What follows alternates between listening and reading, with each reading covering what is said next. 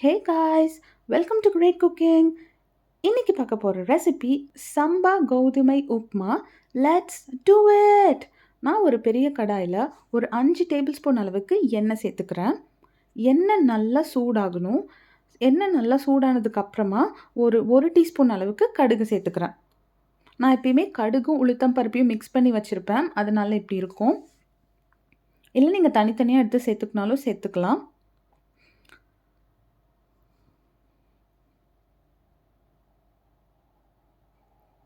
இந்த கடுகு நல்லா பொரிஞ்சதுக்கப்புறமா நான் ஒரு டீஸ்பூன் அளவுக்கு தனியாக பெரிய உளுத்தம் பருப்பு, உடைக்காத உளுத்தம் பருப்பு சேர்த்துக்கிறேன். இது கூடவே ஒரு டீஸ்பூன் அளவுக்கு கடலைப்பருப்பும் சேர்த்துக்கிறேன். அப்போ தான் இந்த உப்புமாவுக்கு நல்லா க்ரன்ச்சியாக இருக்கும் சாப்பிட்றதுக்கு. இதை நீங்கள் ஒரு பொன்னிறமாக வதக்கி எடுத்துக்கோங்க.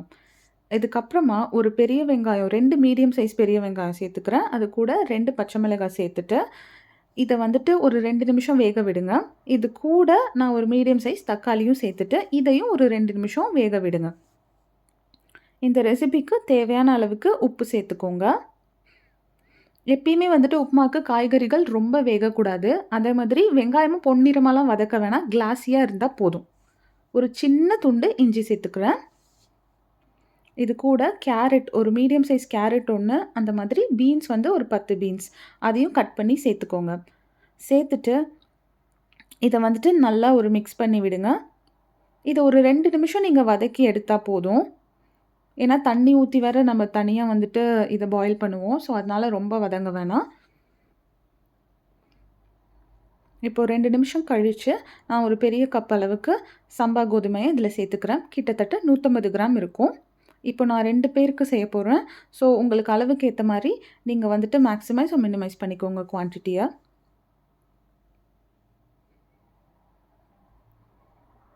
இந்த கோதுமையை நல்லா கிண்டி விட்டுட்டு இது கூட ஒரு சின்ன சிட்டிகை பெருங்காயத்தூள் சேர்த்துக்கோங்க. இதை ஒரு மூடி போட்டு ஒரு 2 நிமிஷம் வேக விடுங்க. இதுக்கப்புறமா நான் 2 கப் தண்ணி இதில் சேர்த்துக்கிறேன். 1 கப் கோதுமைக்கு 2 கப் தண்ணி. இது கூட ஒரு கொத்து கருவேப்பிலை ஆட் பண்ணிக்கிறேன்.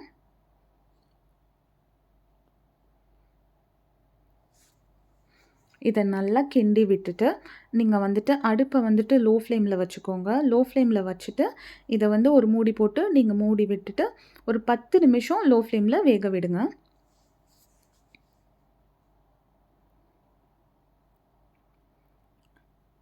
10 நிமிஷம் கழித்து எடுத்திங்கன்னா இங்கே பாருங்கள், எப்படி இந்த தண்ணி எல்லாமே நல்லா எவாப்ரேட் ஆகி எப்படி உப்புமா உதிரி உதிரியாக வந்திருக்கு பாருங்கள்.